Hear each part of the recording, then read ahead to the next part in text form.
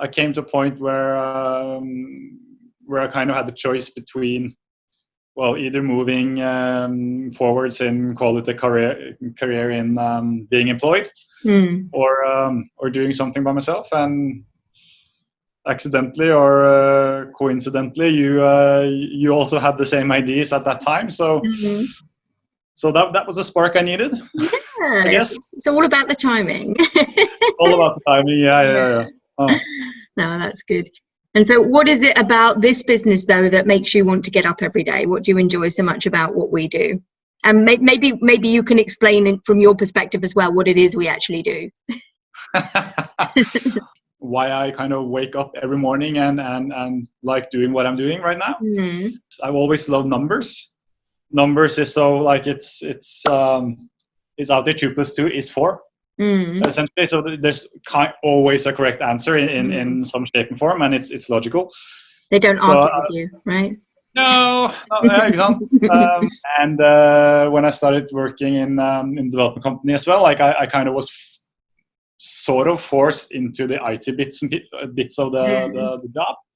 Working with developers, you have to understand what they're saying, and I totally low control. So by being in this business, I'm kind of control of numbers in a shape and form, and I'm allowed to work with people that love numbers and punching numbers in, or working with the numbers in either an accountant or a CFO kind of way.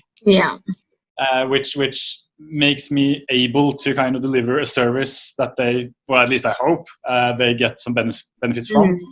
So they put the numbers in and you help them get the numbers out. Get the numbers out in the way they want it, and sometimes I'm able to, or allowed to, be a punching bag, or they be my punching bag by like how can we use these numbers to actually create greater value or greater knowledge from them, and by doing that, it's just, I don't know, it just gives me energy. It's kind of hard to say, but by doing what you love, it's kind of a given in some shapes and form, even though we might not be able to, like, this is the exact reason why. But we also do a lot back-end work as well. Like we set up integration development work, helping data essentially just move back and forth without having any manual interaction with it. So essentially, like one of the main, not problem, but the main things or areas that we actually help companies with, and that I usually help companies with, is more the efficiency of their work process in itself, helping them doing monotone tasks that doesn't really give either the persons I'm working with or their employees any experience of, wow, I did this is like, whoa, what a great value I'm giving, like this is fun. It's just frustrating, right? Usually like people get bored. They don't really see the benefit of what they're doing. They don't really get any satisfactional feeling of what they're doing. It's like if they're, for example, double keying, like booking an invoice here and then booking an invoice there and doing the same thing over and over kind of thing. Or in different systems like that as well. And it's the job that people have to do, but it's not necessarily why they go to the work every morning. And kind of when we've done that, then usually it's the efficiency, but like just giving them the opportunity to see numbers the way they want it. Sometimes when I'm working with companies, it's like they usually go in to get some numbers from the general ledger. They have to go into the CRM to get some other numbers. They try to reconcile it, but they don't really understand. Like there's some differences somewhere, but like why, how? And so a lot of the time, that's also the issues that I'm helping them solve. Like just being able to actually see how the numbers are lying in the system in a very efficient way, so that they can immediately see like, oh, all right, okay, we've done something wrong there. We didn't connect it like that. Just doing it that way. Or it's for example, helping the companies being able to put their business logic into their data as well. Because you have a lot of good ERP systems and you have a lot of good project tools and so on. But sometimes, like when you adopt a new tool, you usually, one thing is your company and yourself have to adopt to how that tool is working, and sometimes you try to make the tool adapt to how you guys are working as well, and you usually meet in the middle way. But sometimes that's not good enough either. You have to kind of have something on top. And one example of a project that we're going to start right now, it's actually helping the company make sure that they're paying out the bonuses to their sellers and workers correctly. Yeah, right. Okay. There's no way in the system right now to actually give the sellers their part of the sale. Right. Like it's if it's just one seller, but when you start adding like 2 or 3 or 4, and the way the processes are working right now, it's impossible to actually do that efficient. So as you say, like it's very hard because you're kind of standing there, you're pulling out numbers and you're looking at it and you hope, like you're crossing your fingers that did I get it correct this time? Because if there's one thing you're not supposed to mess with, that is the salary of your employees. Like that. Because you can be sure they're going to spot if it's wrong, right? And that they then lose confidence and become irritated, and so it's altogether very stressful. Yeah. Of course. And sometimes, if a seller or someone else, they too are usually aware of what they've done. They too might, do stuff in their private life based on the knowledge that they are supposed to get paid. And suddenly they don't. That's not good, right? No, I think you're right. That's the absolute one area that you have to get right. Salary, bonuses, all of that, because it's very emotive. People depend on that money. So that's a really good example. And I mean, I know that obviously from our experience that when we go into companies, it's a lot of the same challenges but different packages. So as you say, it's a lot of having to move data from here to here. It's a lot of trying to kind of tidy up the web of Excel sheets they often have to manage all these different kind of calculations and all these different things they need to do, and just getting those things up into some sort of cloud-based tool where it's all much more secure, isn't it? So it's really fun. I agree with you. I love it. I work obviously in a slightly different way than you because I'm working more on the front end, but I think it's very, very satisfying. And I mean, why do you think that this is all so relevant now? What is it about 2020 or even the last few years that have made this such a significant,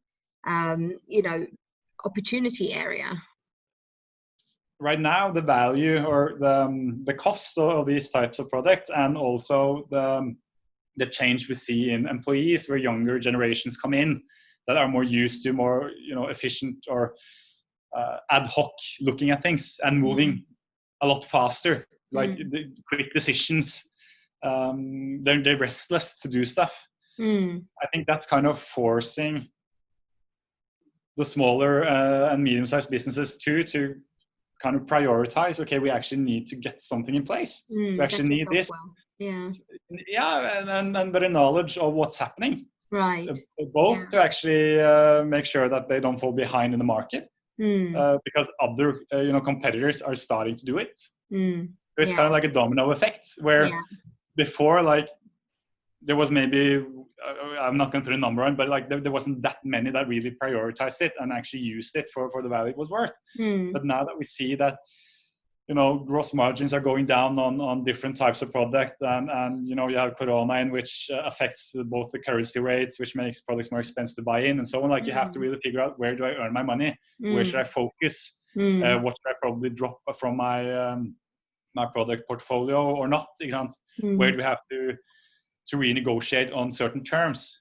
And before you could say like, okay, I'm going to do that next month, and I'm going to use maybe 3 months, do some back and forth and blah blah blah. But now it's more you're gonna have it there now, and to be able to do it, you actually need something to do it with. That's more the reason why it's kind of becoming more relevant now than it was before, because people really start to see the value. I think you're right, because I'm thinking now, you just made me think of it when you were talking, is that a small, medium-sized business, they wouldn't imagine or think about doing their accounts in Excel, for example, their historical accounts, the things they have to do, because, it's to remain compliant, and within the boundaries of the law, they have to do this, they have to do it properly. They often outsource it, of course, to accounting practices. But my point is that the kind of tool that we're working with is almost as fundamentally important, except for what we're doing is we're not looking just at the history, but we're looking at the history and the future, and also a lot of different other views of the business, so the non-financial aspects as well. And I agree with you that maybe a few years ago it would be okay, yeah, we can use Excel, and a lot of companies still do that now today, but these systems are so good once you set them in motion, as you know, giving you that insight and the future focused performance information, that it's almost like, you know, once you've got a system like this, you couldn't dream of going back, could you? I mean, we call them different things, don't we? Either we call them reporting systems or budgeting systems, or we call them performance management systems, or we call them, you know, enterprise performance management systems. But essentially we're talking about the same thing. We're talking about using your data in a smart way, or turning it into information from which you can get insight. And you need a structured tool to do that, and you need the data to be channeled in. So no, I totally see what you're saying. And I think that when I started in this field, these tools, they were just becoming sort of accessible, as you say, price-wise, to small, medium-sized businesses. Before that, it was only the really big enterprises that could afford them. And obviously, we set up this business, Mantle, so that we can offer these kind of services to small, medium-sized businesses. So they don't need to hire an in-house IT person, or an in-house SQL person, or an in-house developer, or whatever else you need to get the data under control. So it's fun. What do you think might come next? Do you see any technology or anything that we're doing, or our collaborators or partners or competitors are doing, that might change the field or the scope or the horizon in the not too distant future? Or do you think it's going to be more of the same kind of thing?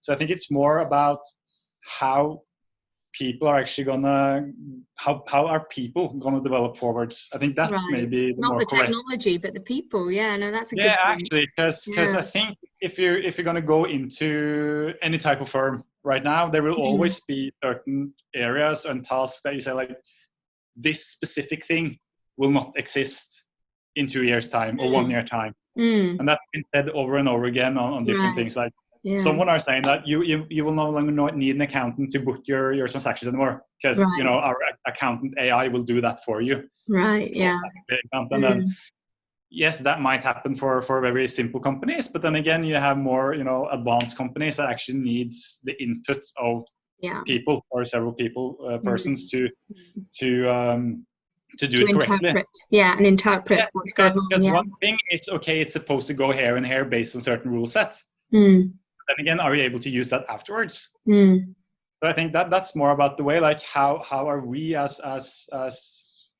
well, not the software, but as a resource, how are we going to develop?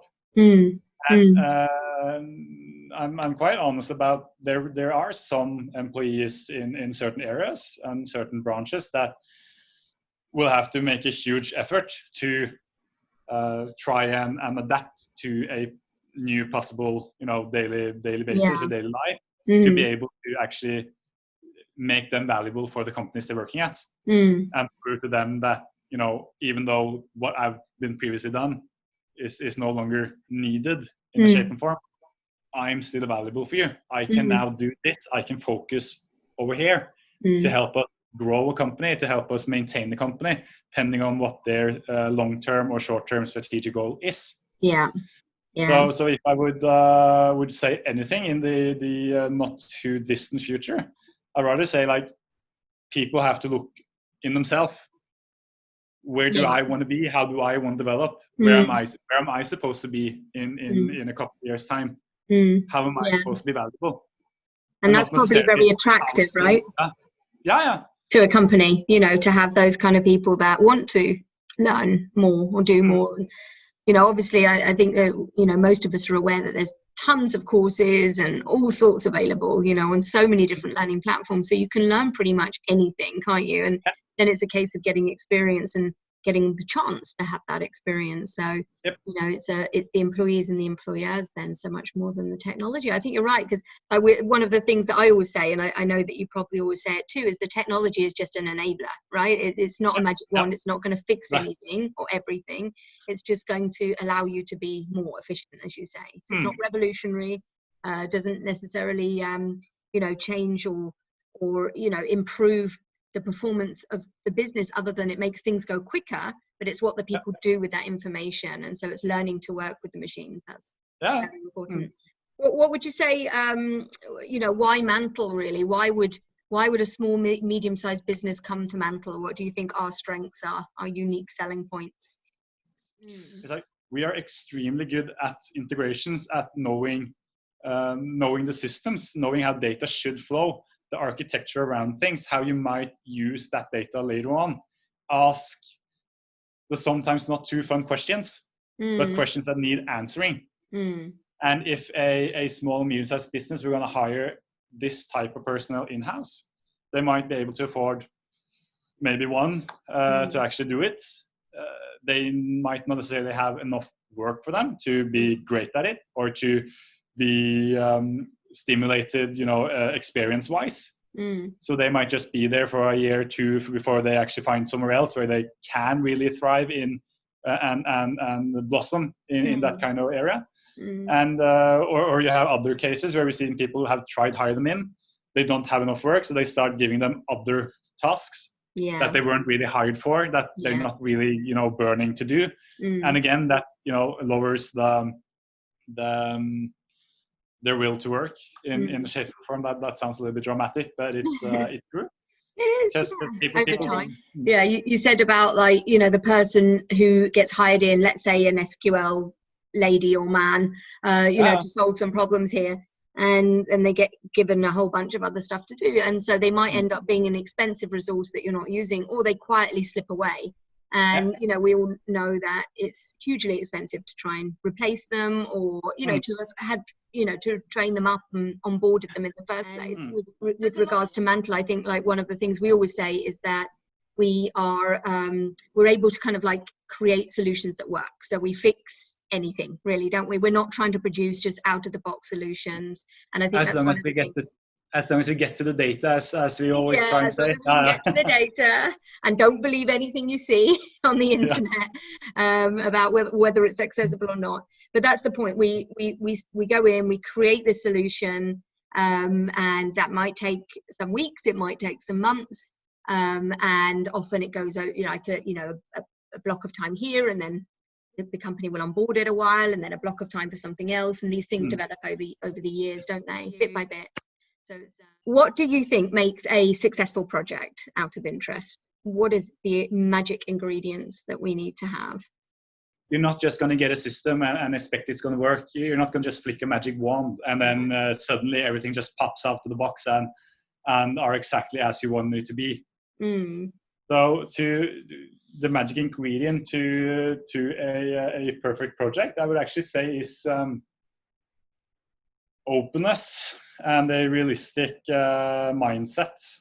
Go more into detail and actually look at what is it that we actually want to achieve. Do we actually have the data there? How is the data, and where is it supposed to go, and how is it supposed to get there? So what we see is that usually when projects don't move along as we want them to and are maybe less successful, that's because it's too easy to just say, yes, we're going to fix it because someone has promised us something. Right. Yeah.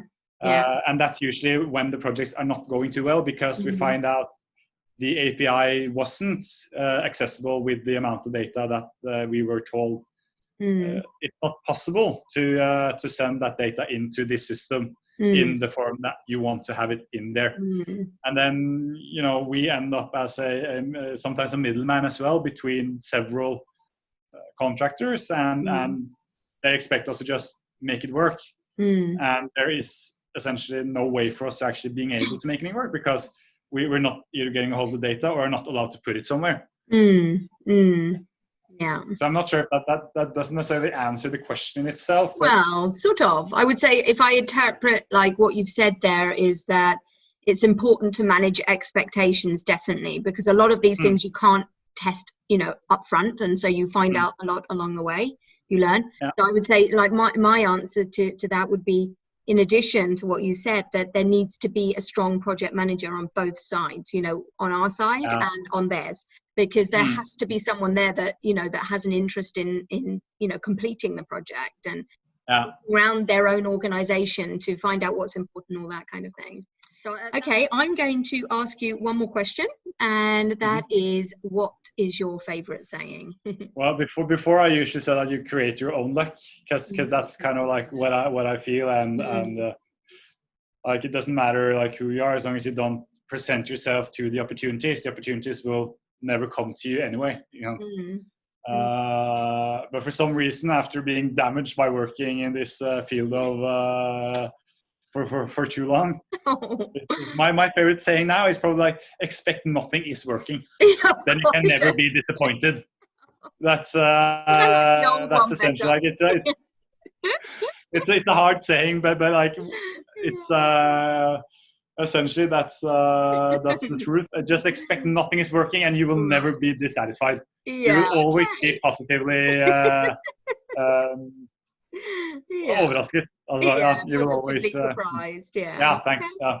Yeah, not quite so philosophical, but okay, I suppose we can settle for that.